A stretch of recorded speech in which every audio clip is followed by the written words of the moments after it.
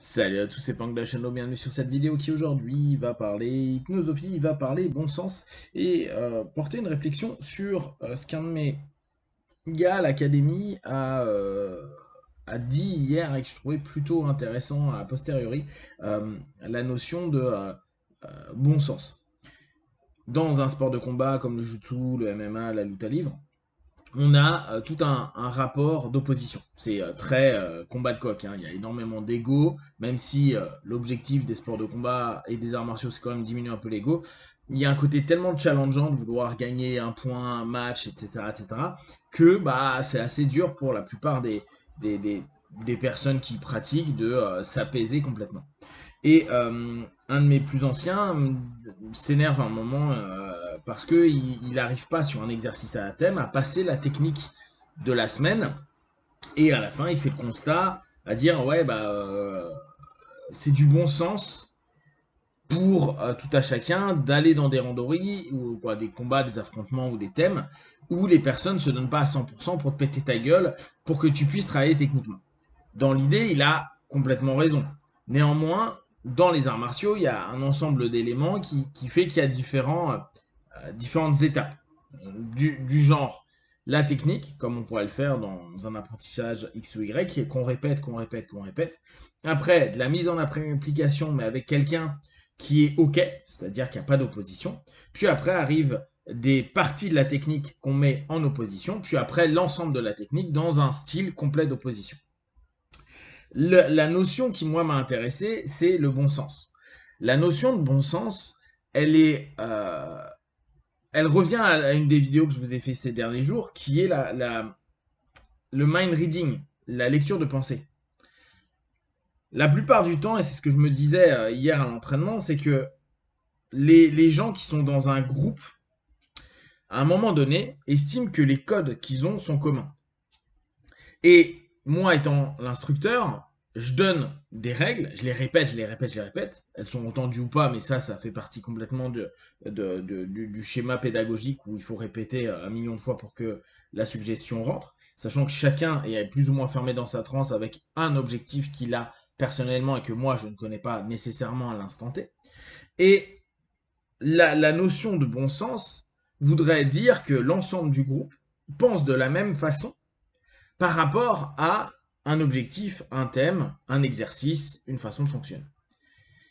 Pour autant, parler de bon sens, c'est créer une généralisation de ce que nous, personnellement, à un moment T, estimons comme étant logique, euh, plein de sens. Et encore que, euh, n'oubliez pas, moi je fais un distinguo entre ce qui est logique, ce qui serait plutôt lié au conscient, et ce qui a du sens, ce qui serait plutôt lié au subconscient.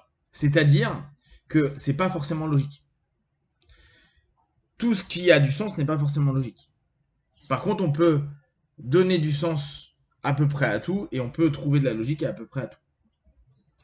Donc, dans la dynamique, quand on a un état d'esprit à se dire, bah, je suis en train de faire quelque chose avec quelqu'un d'un groupe, ou avec quelqu'un de manière générale, on pourrait même ça mettre au niveau régional, national, etc. On peut se dire, bah, il pense comme moi.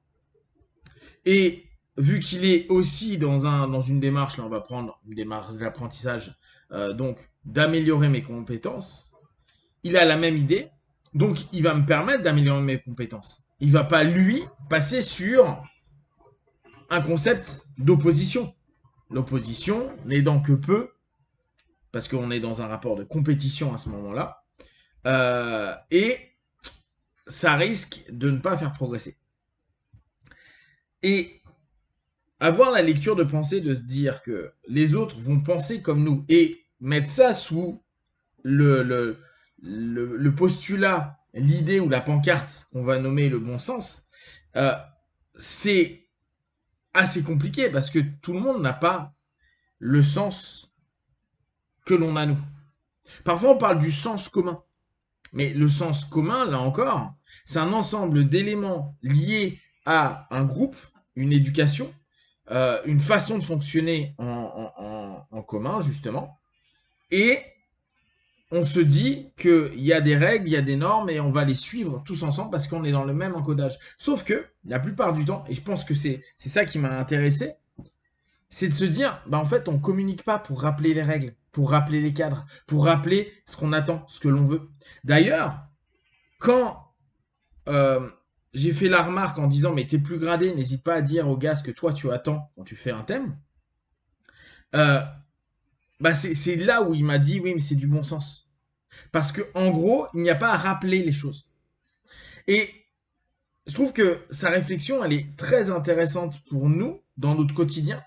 Parce que combien de fois, en réalité, on ne dit pas les choses, on ne formalise pas les choses, parce qu'on estime, et avec toute la bonne foi du monde, c'est-à-dire c'est pas du tout pour emmerder le monde, en se disant, bah, le gars, c'est bon, on est sur la même longueur d'onde, on est OK, on est dans les mêmes règles, on joue le même jeu, on a la même intention, on a le même objectif.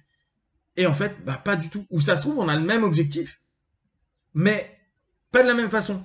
Et j'ai rebondi un moment en lui disant, bah moi je comprends les gens qui, dans les phases d'opposition, soit dans un truc à vouloir te passer, t'es plus gradé qu'eux en plus, parce que à ce moment-là, euh, moi quand j'avais un mec plus gradé ou qui est plus fort que moi, je veux toujours me challenger pour le passer. C'est pas lui que je challenge, lui avec un élément projectif à un moment donné. Si je me projette moi à quoi, je me challenge moi à gagner mon thème ou mon randori ou mon exercice à un moment donné, parce qu'on est dans la phase d'opposition, hein, je parle pas de la phase de répétition d'exercice. Mais on est bien d'accord que la personne peut se dire, bah lui il est là pour progresser. Donc, il peut se dire qu'on a un rapport commun à un moment donné, alors qu'en réalité, moi, progresser serait simplement le fait de passer, de réussir ou d'avancer à marquer un point ou à réussir à faire quelque chose de correct avec quelqu'un qui était plus fort que moi.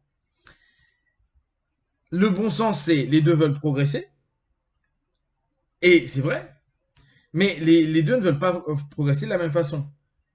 Par exemple, lui cherchait à progresser en répétant la technique de la semaine, et si on prend mon cas dans l'exemple que je vous donne, moi je vais progresser en me disant peut-être que je peux lui passer tel ou tel truc.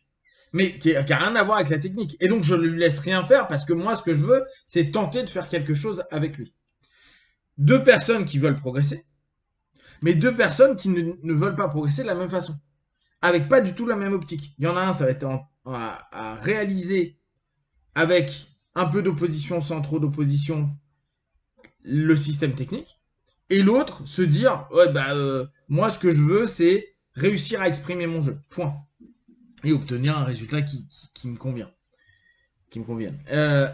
Là, il y a quelque chose où pourtant, on parle de la même chose, progresser, mais on n'a pas du tout le même modèle.